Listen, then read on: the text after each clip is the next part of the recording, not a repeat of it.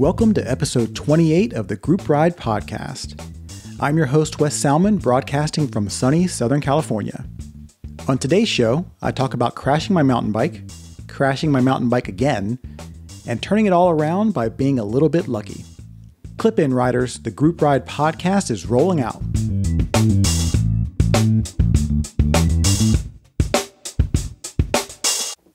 It's October, which means the Fondo season is coming to a close as we transition into the fall riding season. I'm lucky enough to live in an area where riding comfortably year-round is much more viable than when we lived in Seattle.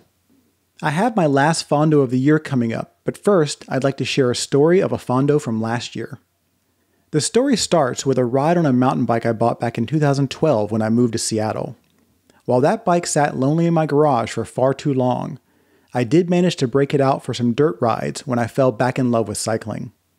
This bike was a 2001 model Specialized Hard Rock Hardtail, certainly a relic compared to modern mountain bikes. It didn't take long for my mountain bike adventure to end in a crash that cost me a few weeks off my road bike with some bruised ribs. The crash was a result of my brain thinking I was still young and a 20-something with great bike handling skills and lightning fast reaction time. I crashed my bike in a well-known Pacific Northwest mountain bike park called Duthie Hill. I was riding solo on a somewhat basic dual slalom course known as Deuces Wild. I went over the bars and put an elbow into the right side of my rib cage. It was a moderately slow crash, but I certainly made the most of it and managed to bruise my ribs and soft tissue in a way that made it hard to breathe for weeks, much less ride my bike. I was off the road bike for over 3 weeks, and this is when I decided that trying to relive my younger days on mountain bike trails was not worth the risk to missing out on weeks of road riding over the summer. After that crash, I put that bike back on the hanger in the garage, and it was donated to a bike charity about a year later. Fast forward 3 years, and I'm working on a new team at my job, and there is significant discussion about mountain biking. I recount my story of being very bad at riding a mountain bike. I'm older, slower, and more fragile. But soon I was convinced that I should give it another go. I was also convinced that part of the reason I crashed in 2013 was partly due to the legacy equipment I was using. As any bike enthusiast will tell you, there are few problems that buying a new bike cannot solve. So I started searching for a bike that would get me back on the trails and let me recount my former glory. After much cajoling from my coworkers and my desire to mix it up on riding dirt, I headed out to the local bike shop. I bought a full suspension bike that cost more than any road bike I'd purchased up to this point. This would certainly give me what I need to get back in the swing of things. I took my bike out on the first ride with some friends at the Snoqualmie Valley Velo Club.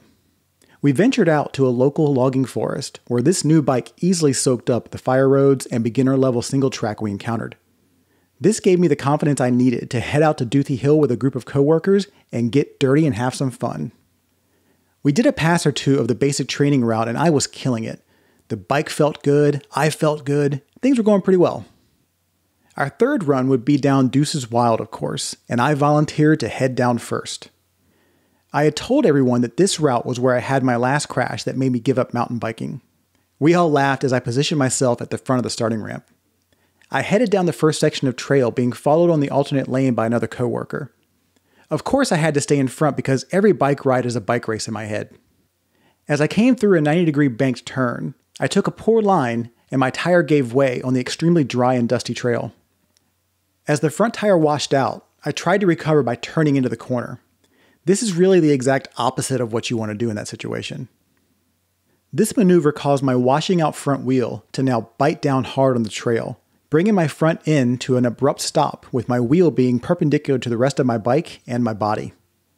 Based on the Garmin data, I was going around 15 miles an hour when I hit the ground, and I hit it almost perfectly. And by perfectly, I mean in almost the worst way possible. My shoulder and hip hit the ground almost simultaneously. My elbow was still tucked in, an indication of how quickly things went cattywampus. This tucked in elbow dug deep into the side of my ribs, just like my last crash, and on this same damn trail. Last time I got off with a few bruised ribs. This time, there was more damage still to come. The next thing to hit the ground was my head, which promptly broke my helmet, and I had a whiplash effect on my neck. I had brought my left arm across my body as I fell, instinctively trying to cushion the impact. My left hand was the next thing to hit the ground, and this impact fell mostly on my left shoulder as my collarbone popped like a turkey timer. To top it all off, my bike rolled over top of me out of spite. As I quickly jumped up gasping for air, the coworker who was behind me came to a stop and was alerting riders behind us to stop as well. Adrenaline was flowing, but not quite nearly enough to ease the pain emanating from almost every part of my body.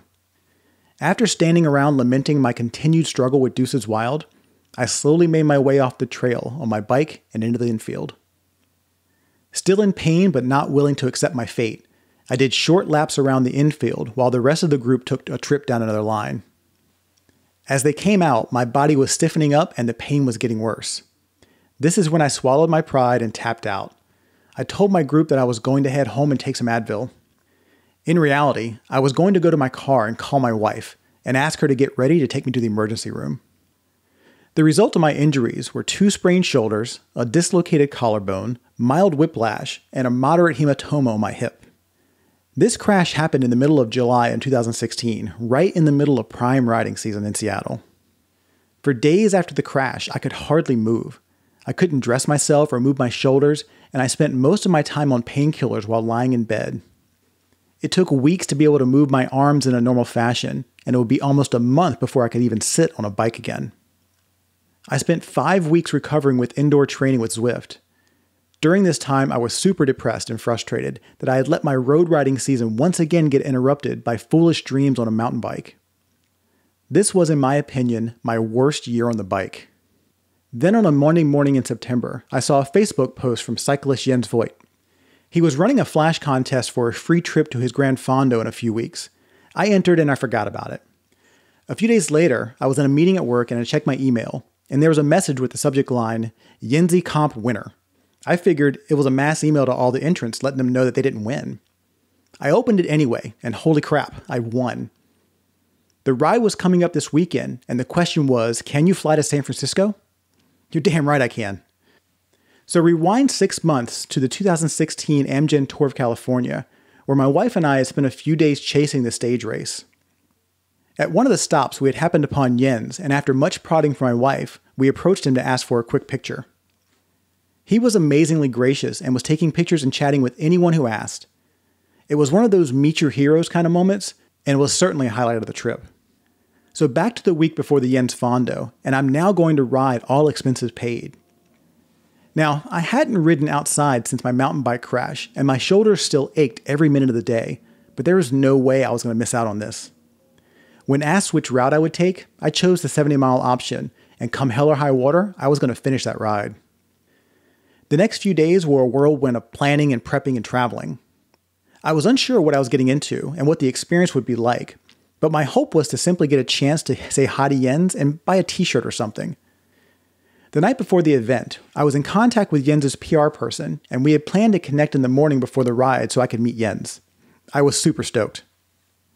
I got to the start line early and started looking around for Jens's people, but I had no luck. To make matters worse, the cell signal in the park was all but zero for me, so none of my texts were going through. As the start line filled with riders, I did manage to catch a glimpse of Ted King and Lorenz ten Dam, and finally Jens himself as he arrived in his own Yenzi-branded car. I never got a chance to chat with Jens at the start, and as the start line filled with eager riders, I took my place towards the back, looking forward to riding the next 70 miles with some newfound friends. I rode mostly solo to the first rest stop, which was jam-packed with people and baked goods. I felt good, and that's to say my shoulders were only a 4 on the pain scale. I decided that I wanted to try my luck for a chance to ride with Jens, so I was going to wait to see if he showed up. There was a good chance that he was already ahead of me anyway, and by waiting I was lowering my odds to see him at all. But I rolled the dice. After about 10 minutes and I was getting my bike off the rack to start again, I see a yellow Mavic support car. Bingo, that's the Jens group.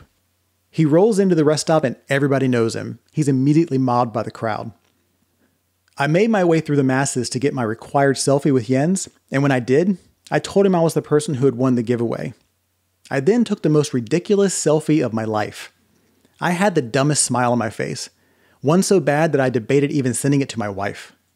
My next task was to wait around to see if I could ride near Jens for a bit. And as he was meeting and greeting with what seemed like every rider at the rest stop, I hear a German accented voice near me.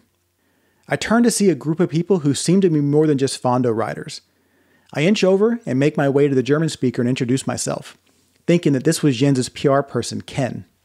Luckily, I was right. He said, "You're the West that won the contest." I said, "Yep." He said, "We've been looking for you. We didn't have cell service this morning. Stick with me. You're riding with Jens for the rest of the ride." I had hit pay dirt. As I waited around with the cool kids, I noticed one person in the group was holding onto a bike for someone else. Turns out this was actor Patrick Dempsey's bike, and he was going to be riding with us as well. When he returned to the group, I grabbed a selfie with him and sent it to my wife. For some reason, she liked this picture much more than my first. I don't know why. Once all the autographs were signed and Jens was ready to ride again, I was part of the entourage. We rode away from that rest stop with a bright yellow Mavic car and a photo moto in tow. This was crazy. I certainly got a lot of bugs in my teeth from the smiling for the next few miles. As we rode, Ken came back and told me that he was going to bring me to the front to ride with Jens soon, so I should be ready. Now, I got to figure out what to say to Jens when I ride with him. About 10 minutes later, Ken calls me to the front, and I get to chat with Jens. Of course, I make it to the front just as we start a moderately long climb. As I tried my best to look unfazed by the grade, I chatted with Jens about winning the contest, riding on Zwift, and what I do for a living.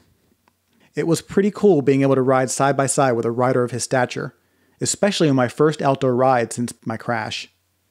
For the next 50 or so miles, I rode with Jens and a rotating group of riders who managed to grab onto our group. We would come across a slower rider on a hill, and Jens would yell out encouragement to them as we approached. It seemed like some people were annoyed at first by the words, but quickly changed their tune when they placed the German accent with that of the ride's namesake. People chased on to grab onto the group and to get a chance to ride with Jens.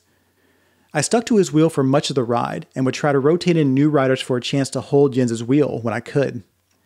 The ride was brisk but manageable, even with 6 weeks off the bike.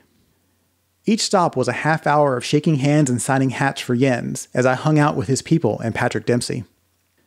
During the ride, there was one specific section where we were working our way through a number of rolling climbs, and Jens yells out to the group, "Okay, time to suffer." Was he joking? I didn't care.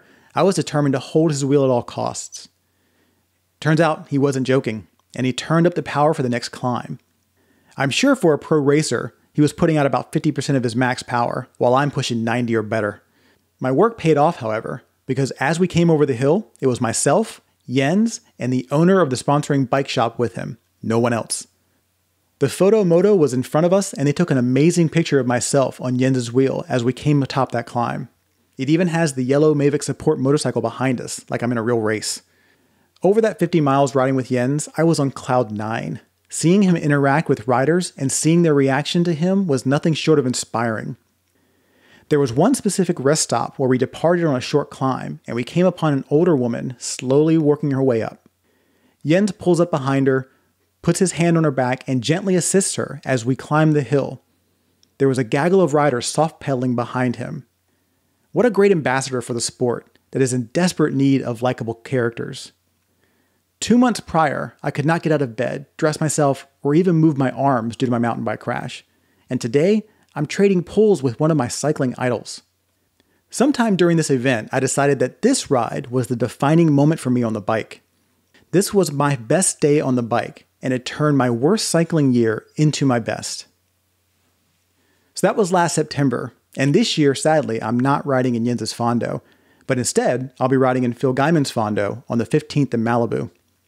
I'll have a few friends in tow from Seattle who are riding with me, including podcast guest Z-Dog Peterson from Fell Swoop Racing. I'm hoping to get some quickie interviews with a number of guests and ride leaders for Phil's Fondo for a future show. So if you're in the Southern California area and plan on riding the Cookie Fondo, let me know and we'll meet up and ride a bit. And of course, we'll eat a few cookies.